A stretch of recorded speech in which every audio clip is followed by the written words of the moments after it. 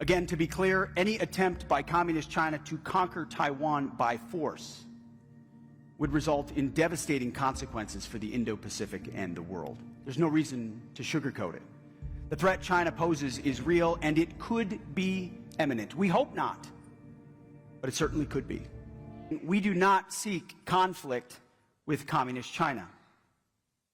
We will not instigate nor seek to subjugate or humiliate.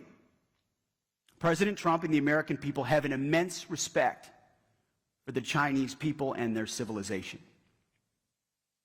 But we will not be pushed out of this critical region. And we will not let our allies and partners be subordinated and intimidated. China seeks to become a hegemonic power in Asia, no doubt.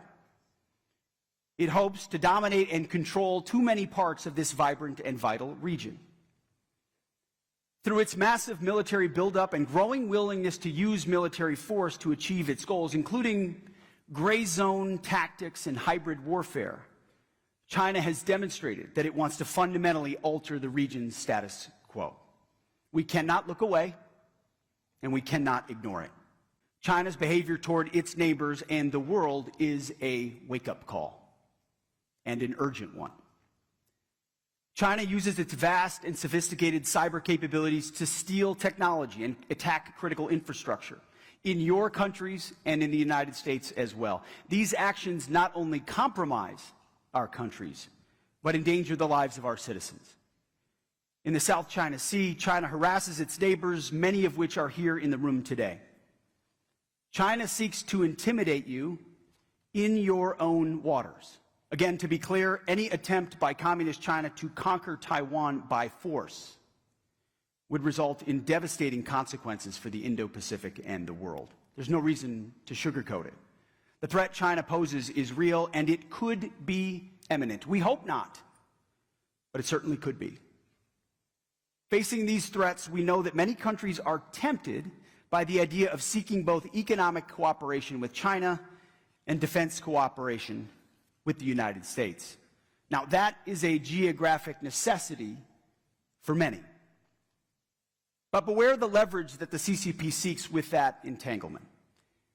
Economic dependence on China only deepens their malign influence and complicates our defense decision space during times of tension.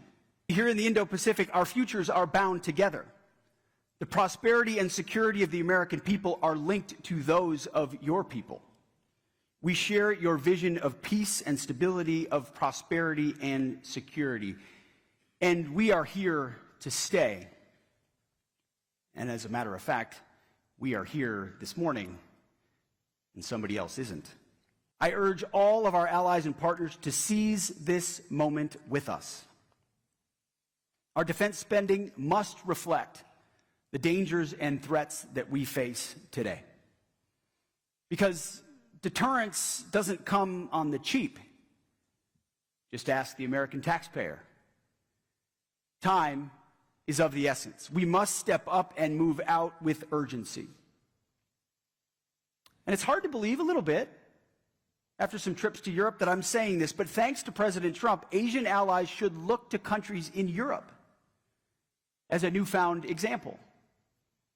NATO members are pledging to spend 5% of their GDP on defense, even Germany.